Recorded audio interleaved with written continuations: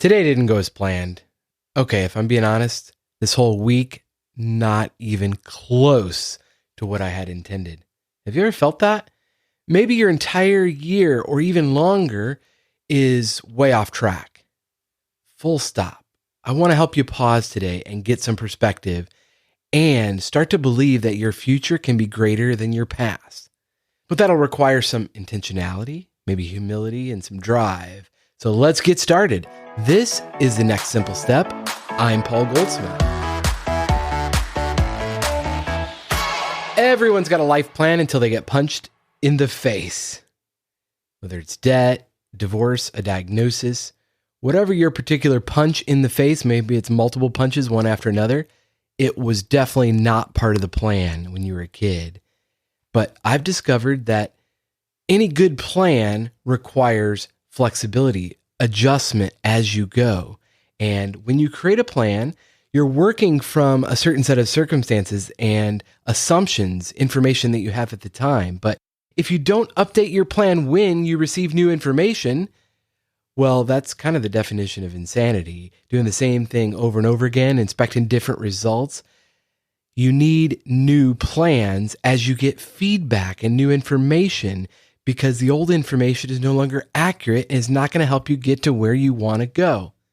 You remember before we all had smartphones, there were these things called GPS devices, and I had the TomTom Go, and it got me where I needed to go most of the time, but sometimes it required a software update with the latest map so that I could get there more directly, because if you didn't get the update, you could end up lost or worse, in a ditch. The best maps or plans require continual updates as you go. So for your own life plan, have you updated it in a while, or are you just coasting, just trying to survive? You haven't had time to stop and think about where you're headed, where you're going, and how you're going to get there. It's hard to update your life when you're going 100 miles an hour, and it feels like if you slow down now, you'll be lost or you'll crash. And then what? Best not find out. Just keep trucking. Just keep going. Maybe in your case, things are going really well. And when they're going well, you definitely don't want to slow down. Or do you? Because no season lasts forever. The good times will come to an end. But so will the bad times. You have to keep moving forward and adjusting your plans as you go. I have a perfect illustration of this. When you're riding high, it's hard to slow down and take perspective. Remember Peloton? Maybe you had one, maybe you still do, and it's holding some laundry.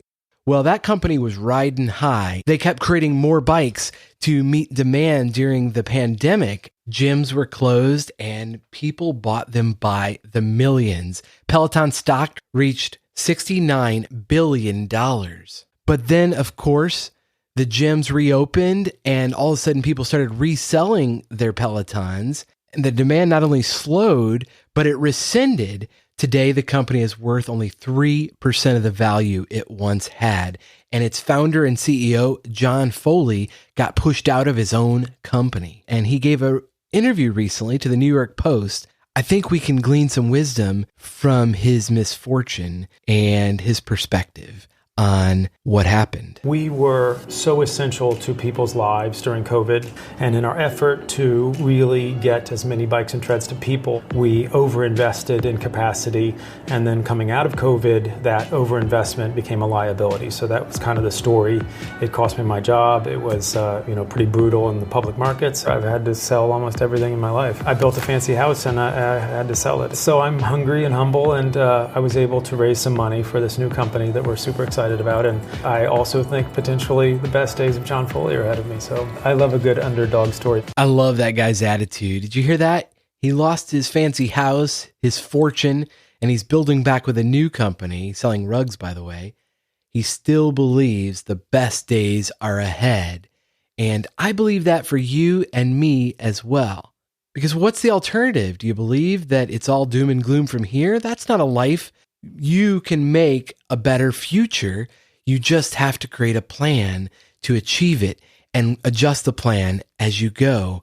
And I believe we all are born with this innate ability to dream and be creative, but that kind of gets cultured out of us as we're conditioned to behave, to fit in, to go to school and pursue a worthy career that somebody else designed for us and do what the boss says, earn a living and have a mortgage. And we get caught up in all these things that we forgot to go back to what makes us come alive. We are mimetic creatures, and so we have a tendency to mimic the behavior and ideas of other people, whether we like that idea or not. Have you stopped to think about it? At some point, you wake up and realize that maybe you're doing stuff that you don't really want to do any longer, and it's time to dream again and stop following somebody else's model of what it looks like to live and thrive, and follow your own. Of course, when you do that, when you try being creative and make something new, you're gonna not be very good at it at first, just like anything. And then there's a danger that you give up, because that's what most people do when you try something and you're not good at it and it's not very comfortable. But if you can push past the fear, the discomfort, you might begin to dream again, to not settle for the little easy pleasures and wins, but pursue the big ones that are just for you. So if you have gotten off track, I think there's wisdom in John Foley's words where he said he got hungry and humble, and that's what led him to believe that he can build another great company, learn the lessons from his past. And so you can either learn from his painful lessons or make them yourself. I'm choosing to learn from others the best I can. And there's a whole book on this that has the concept of doing great work. It's called The Ideal Team Player by Patrick Lencioni. And what makes an ideal team player, he says, they're hungry, humble, and smart. And by smart, he means emotionally intelligent. And I think that really is the secret to finding work that moves you and achieving new heights, is when you're hungry and you show up wanting to learn more, and you're humble, so you don't know it all, and you learn from the mistakes, and you're emotionally intelligent, so you're not offended when other people judge you or misunderstand you, but you just stay curious. And that's what I've been thinking a lot about recently as I've pursued some new business opportunities, and it hasn't been all sunshine and rainbows. It's hard. The new business that we have with the restaurant, it's been bumpy. There have been huge learning curves, but we're staying hungry, we're staying humble, and trying to be smart at the same time. And I hope that that encourages you, inspires you today. If you'd like to reach out, please do.